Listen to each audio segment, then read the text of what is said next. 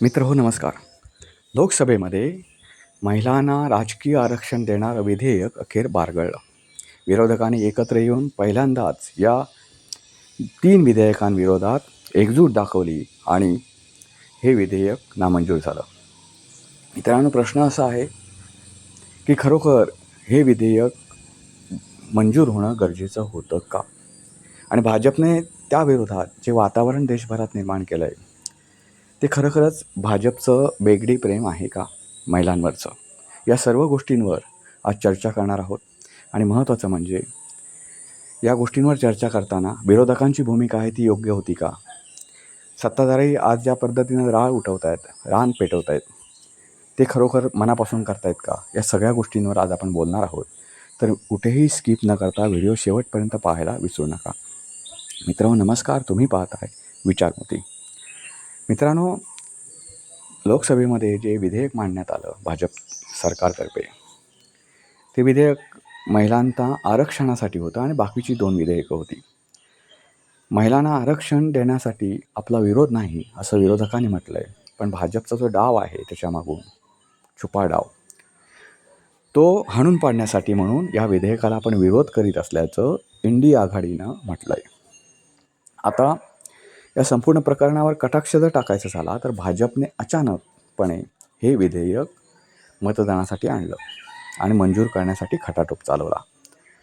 सध्याच्या घडीला निवडणुका आहेत. पंजाबमध्ये अजून मतदान व्हायचं आहे. पंजाब हे एक मोठं राज्य आहे आणि त्या राज्यामध्ये मुसंडी मारणं हे भाजपसाठी अलीकडच्या काळात एक महत्त्वाचा मुद्दा राहिलेला आहे. अशा परिस्थितीमध्ये भाजपला त्या ठिकाणी एक कुठेतरी सिंपती मिळवण्यासाठी म्हणून हे विधेयक आयत्यावेळी आणलं गेलं. या विधेयकावर सांगोपांग चर्चा झाली आणि विधेयकाला जे प्रश्न विचारले होते विरोधकांनी त्यांना उत्तर देण्याचा अमित शहा आणि नरेंद्र मोदी यांनी प्रयत्नसुद्धा केला. पण तरीसुद्धा इंडिया आघाडीच्या सर्व सदस्यांनी, सर्व खासदारांनी विरोधी मतदान केलं आणि त्यामुळे हे जे विधेयक होतं ते बारगळलं.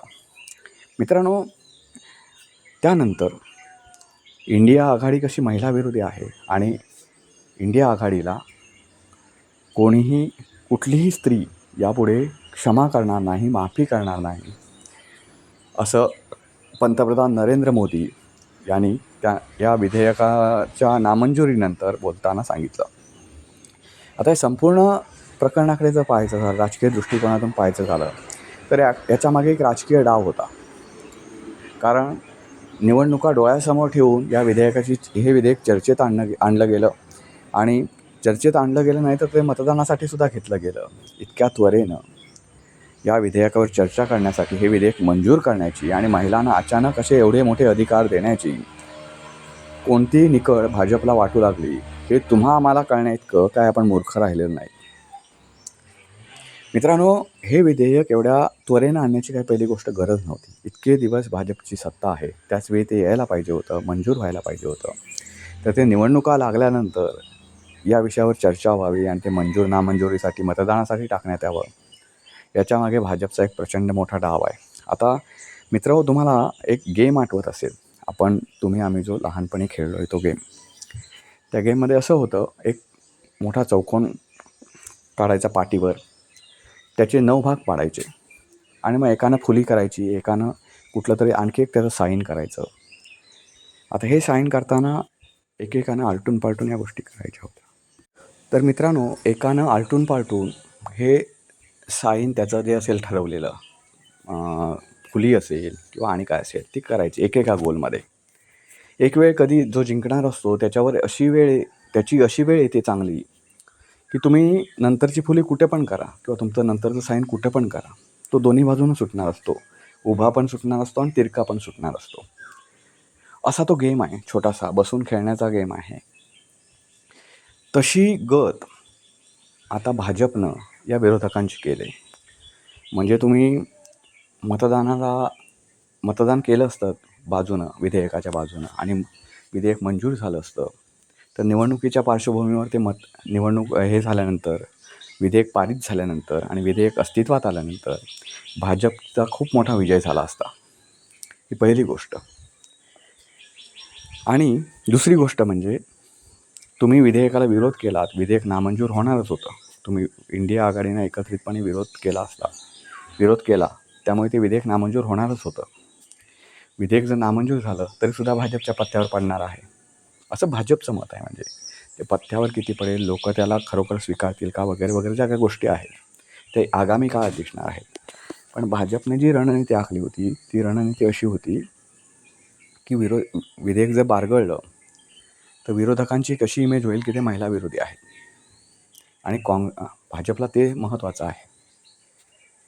असा डाव भाजपने टाकला होता. आता ते भाजपने डाव टाकल्यानंतर ते त्यांना कितपत प्रमाणात मतदारांपर्यंत ते पोहोचलं त्यांचा डाव, आणि मतदारांनी त्यांच्या पारड्यामध्ये किती माप टाकलं हे आगामी काळात दिसणार आहे. पण सध्याच्या ज्या गोष्टी घडत आहेत त्याच्यावरनी भाजपचे हे 2 डाव होते, आणि दोन्ही बाजूनं विरोधकांना त्यांना कोंडीत पकडण्याचा डाव होता. हा एक महत्त्वाचा विषय आहे मित्रांनो. आता एक विषय राहिला म्हणजे महिलांना खरोखरच राजकीय आरक्षणाची गरज आहे का? तर माझं मत म्हणाल तर अजिबात गरज नाही. आरक्षण ही पद्धत, पहिली गोष्ट, आपल्याला कधी रुचत नाही. आरक्षण ही गोष्ट हवीच कशाला? आता महिला पुरुषांच्या खांद्याला खांदा लावून भेटतात, पुढे जाऊ शकतात. एखादी महिला कितीही तिच्यावर संकट येऊ द्या, ती त्याला तोंड देण्यासाठी समर्थ आहे. एवढ्या गोष्टी असताना महिलांना आरक्षण देऊन, आरक्षणाचं लालूच दाखवून राजकीय पोळे भाजण्याचा प्रयत्न राजकीय पक्ष करतात. अशा भूलथापांना आणि अशा गोष्टींना, भूलभुलैयाला महिलांनी बळी न पडता आपल्याला स्वतःच्या बळावर कसं पुढे जाता येईल, कारण जो स्वतःच्या बळावर पुढे जातो ना तोच जातो. तुम्ही आरक्षणावर पुढे आलेल्या महिलांची, बहुतांशी महिलांची गत पहा. आज तुम्ही पेपर जर कधी वाचत असाल तर सरपंचाचं म्हणणं असं, एखादी बाई जर सरपंच असेल तर तिच्या पतीचं म्हणणं छापतात हल्ली पेपरवालेसुद्धा, की सरपंचांचे पती अमुक अमुक यांनी या संदर्भात ग्रामपंचायतीची भूमिका मांडली. आता सरपंचाचा पती ही काय कुठली पोस्ट आहे का, कुठल्या संविधानामध्ये लिहिलं आहे का असं की बाईनं बोलायचं नाही, सरपंचाचे पती बोलतील? तर अशा गोष्टी आहेत. जी टॅलेंट आहे, जिला राजकारणामध्ये करिअर करायचं आहे, ती स्वतःच्या बळावर पुढे जाईल. आणि अशा आलेल्या आहेत ना, जयललिता असतील, स्वतः मायावती असतील, ममता बॅनर्जी असतील, ज्यांनी विक्रम केला आहे, म्हणजे पंजाबमध्ये एवढ्या वेळा मुख्यमंत्री होण्याचा. या कुठल्या आरक्षणावर पुढे आल्या हो? ज्यांना राजकारणामध्ये करिअर करायचं आहे, ती महिला असेल की पुरुष असेल, तो कसाही राजकारणात येऊ शकतो. आणि त्यांची राजकारणामध्ये अशी गोष्ट आहे की प्रत्येक जागा निवडून येणं, ज्यांना सत्ताधारी बनायचं आहे, त्या कोणालाही कुठलीही जागा जी असेल ती आपल्या पारड्यात पडेल कशी, आपल्या पक्षाच्या पारड्यात पडेल कशी, हे पाहणं महत्त्वाचं असतं. कारण त्यामुळे ते कोणाला तिकीट देत आहेत याचा ते कधीच विचार करीत नाही. त्याची पॉप्युलॅरिटी किती आहे, त्याचं ते काम किती आहे हे बघून तिकीटं दिली जातात, आणि तशीच द्यावी लागतात. मग तो चांगल्या अर्थानं चर्चेत असू दे एखादा व्यक्ती, किंवा वाईट अर्थाने असू दे, पण तो लोकांना भेटतोय का, लोकांना काय म्हणतात, तो भावतोय का, या दोन्ही गोष्टी पाहून त्याला तिकीट दिलं जातं. कारण अलीकडच्या काळात राजकारणाचे फासे एवढे चुकीचे पडायला लागलेत, मतदारांना ते एवढे चुकीच्या पद्धतीने पाडायला लावलेत की या गोष्टी ज्या आहेत, या गोष्टीमध्ये आता प्रत्येक जागा ही प्रत्येक पक्षासाठी महत्त्वाची वाटू लागली. त्यामुळे राजकारणात ज्यांना करिअर करायचं आहे त्यांना आता संधी खूप आहेत. फक्त त्यांचं काम त्या प्रभागात असलं पाहिजे आणि त्यांची लोकांमध्ये उठबस असली पाहिजे. एवढ्याच 2 महत्त्वाच्या गोष्टी आहेत. त्यामुळे महिलांनी अशा आरक्षण वगैरे ह्या भूलथापांना बळी न पडता स्वतः कसं करिअर करता येईल हे पाहिलं पाहिजे. मी तुम्हाला सरपंचाचंच उदाहरण दिलं. सरपंच असतील, जिल्हा परिषद सदस्य असतील, झेडपी अध्यक्षसुद्धा काही जणी असे आहेत ना की त्या झेडपी अध्यक्ष झाला आरक्षणातून, आणि नंतर त्यांचं करिअर संपून गेलं. आरक्षणाचा हेतू असा आहे की तुम्हाला एकतर त्या क्षेत्रात आणून तुम्हाला नावारूपाला आणणं, हा एक आरक्षणाचा हेतू असू शकतो. आणि दुसरी गोष्ट म्हणजे तुमचं सामाजिक जे हे आहे ते लेवलला आणणं इतरांबरोबर. म्हणजे महिलांसाठी आरक्षण असेल तर त्यांना पुरुषांच्या बरोबरीनं त्या क्षेत्रात पुढे आणणं, हा एक हेतू असतो. आता महिला जर बघायला गेलं तर महिला खूप पुढे आलेल्या आहेत स्वतःच्या बळावर. त्यामुळे ह्या घटकाला खरोखरच आरक्षणाची गरज आहे का, हा महत्त्वाचा प्रश्न आहे. जर कुठल्या गोष्टीची महिलांना गरज असेल ना, तर आज त्यांना नुसतं शिक्षण न देता इतर गोष्टी, काही गोष्टी शिकवल्या पाहिजेत, की कोणी एका तुम्हाला फसवायला येतं, विशेष करून पुरुष फसवायला येतो, तर त्याची फसवणूक त्याच्यात किती गुंतवायचं, त्याच्यात स्वतःला किती गुंतवायचं, त्याच्याकडून फसवणूक आपली होणार नाही ना याची काळजी घ्यायची, वगैरे वगैरे, ह्या ज्या गोष्टी आहेत, आयुष्यात कसं वागावं या गोष्टी शिकवण्याची गरज आहे. नाहीतर महिला खासदारांची सुद्धा मोठ्या प्रमाणात फसवणूक झाल्याची अनेक उदाहरणं आहेत. आता या खासदार की ज्यांनी त्यांच्या लोकप्रतिनिधी आहेत, त्याने लोकांना शिकवायचं सोडून लोकांना जर ह्यांना शिकवण्याची वेळ येत असेल तर त्या खासदारकीचा काही उपयोग नाही. नशीब त्या काही महिला खासदार ज्यांची फसवणूक झाली त्या आरक्षणातून पुढे आलेल्या नाहीत, स्वतःच्या बळावर पुढे आलेल्या आहेत. त्यांची गत जर अशी असतील तर आरक्षणातून पुढे आलेल्या महिलांची काय अवस्था असेल, हा एक विचार न केलेलाच बरा.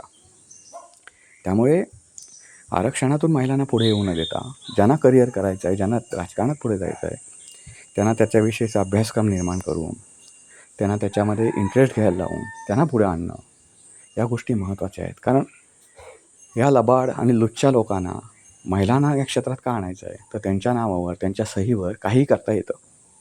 एखादी महिलेला मंत्री करायचं आणि तिला फक्त एक काय म्हणतात तो नग असतो बसलेला, खुर्चीवर नग ठेवायचा बसलेला, नगाला नग तसा बसवून ठेवायचा आणि त्यांच्या जीवावर आपण काही उड्या मारायच्या, कारण त्यांना माहितीच नसतं काय ते राजकारण म्हणजे काय, त्यांच्या सहीला किती महत्त्व आहे. नवरा कधी तिची सही मागत नाही, पण एखादा अधिकारी सही मागायला आला तर ते कुठेही काय म्हणतात ते डोळे झाकून सही करू शकते. आणि असे घोटाळे खूप झालेले आहेत.